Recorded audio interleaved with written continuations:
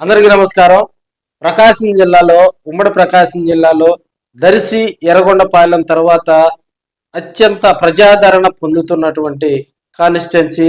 అదేవిధంగా వైసీపీ గెలిచేటువంటి అంటే రాబోయే ఎన్నికల్లో వైసీపీ గెలిచేటువంటి కాన్స్టిట్యున్సీలో ప్రకాశం జిల్లాలో ఉన్నటువంటి కాన్స్టిట్యున్సీలో కూడా తక్కువ పేరు చెప్పగలిగేటువంటి కాన్స్టిట్యున్సీ కనిగిరి నియోజకవర్గం. కనిగిరి నియోజకవర్గంలో అక్కడ ఉన్నటువంటి ఇన్ఛార్జి దద్దాల నారాయణ యాదవ్ కూడా కొంత దూకుడు పెంచారని కూడా తెలియజేసుకోవచ్చు.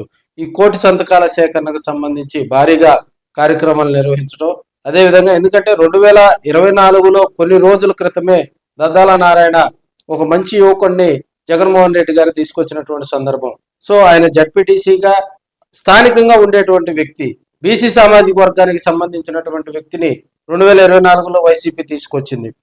అప్పటి వరకు పనిచేసినటువంటి బుర్రా మధుసూదన్ యాదవ్ పై స్థానికంగా ఉన్నటువంటి నాయకులకు ఆయనకు కొన్ని ఇబ్బందికర పరిస్థితులు రావటం, పార్టీలో లుకలుకలు రావడంతో వాటన్నిటికీ చెక్కు పెడుతూ కూడా ఒక యువకుడు కొత్త వ్యక్తిని తీసుకొచ్చి మరి దద్దాల నారాయణ యాదవ్ని తీసుకొచ్చి 2024లో కొన్ని నెలల ముందు ఆయనకు సీటు కేటాయించినటువంటి సందర్భాలు గతంలో చూసాం. సో అప్పుడు జరిగినటువంటి పోరులో 2024లో మరి కూటమి వేవులో కూడా ఆయన ఓటమి చవి చూడటం జరిగింది.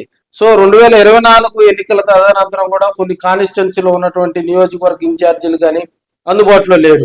దద్దాల నారాయణ యాదవ్ 2024 ఎన్నికల తర్వాత కూడా ఓటమి నుంచి కొత్త నేర్చుకున్నాడు. రాజకీయంగా కూడా తన స్ట్రాటజీ మార్చుకున్నారు. ప్రజల సేవలోనే దాదాపుగా ఈ 1.5 సంవత్సరం కూడా ప్రజల అవసరాలు తీరుస్తూ ఎవరికైనా ఏదైనా చిన్న ఇబ్బందులు ఉన్నా కూడా వాటిని తీరుస్తూ మరి వైసీపీ నిర్దేశించినటువంటి వైసీపీ అధిష్టానం నిర్దేశించినటువంటి పార్టీ నిర్దేశించినటువంటి కార్యక్రమాలు మనం చూసాం. మనం నకిలీ మద్యంపై నిరసన కార్యక్రమాలు కానీ, అదేవిధంగా మరి పోరుబాట కానీ, అదేవిధంగా వైసీపీ అధిష్టానం నిర్దేశించినటువంటి కార్యక్రమాల్లో అక్కడ ఉన్నటువంటి క్యాడర్ బయటికి పోకుండా క్యాడర్ను కొంత మోటివేట్ చేస్తూ కూడా దద్దాల నారాయణ యాదవ్ అక్కడ చురుకైన పాత్ర పోషిస్తున్నారనే టాక్ అయితే వినిపిస్తా ఉంది.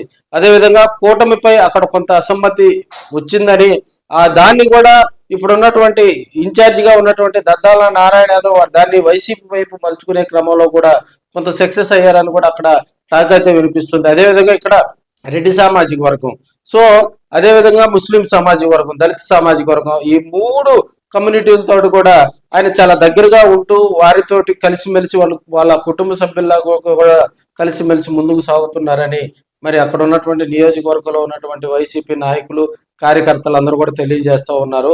మరి ఒక మంచి శుభముహూర్తాన కూడా కనిగిరి నియోజకవర్గంలో దద్దాల నారాయణ యాదవ్కు మరి మంచి ఫలితాలు వస్తాయని అక్కడ ఉన్నటువంటి క్యాడర్ అయితే చెప్తా ఉంది.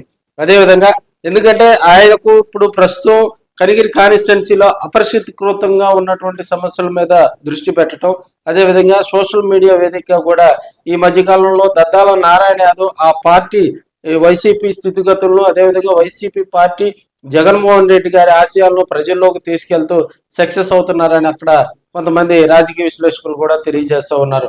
2019 నుంచి 2024 వరకు అక్కడ ఎమ్మెల్యేగా పనిచేసినటువంటి బుర్రా మధుసూదన్ యాదవ్కు చెక్ పెడుతూ మరి జగన్మోహన్ రెడ్డి గారు దద్దాల నారాయణ యాదవ్ను తీసుకొచ్చారు.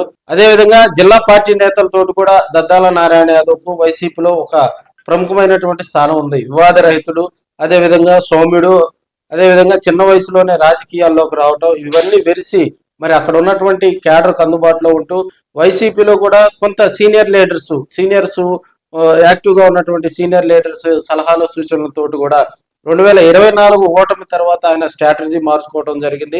వైసీపీని ఇప్పటికే గ్రామాన కూడా స్లీపర్ సెల్స్ గా ఉన్నటువంటి వారందరినీ యాక్టివ్ చేస్తూ ఉన్నారు. కనిగిరి టౌన్ మీద కూడా ఆయన ప్రత్యేకమైనటువంటి దృష్టి పెట్టి మిగతా మండలాలపై కూడా దృష్టి పెట్టి రాబోయే రోజుల్లో మరి ఒక శుభముహూర్తాన కూడా ఆయనకు మంచి ఫలితాలు వస్తాయని ఆశపడతా ఉన్నారు. చూద్దాం మరి.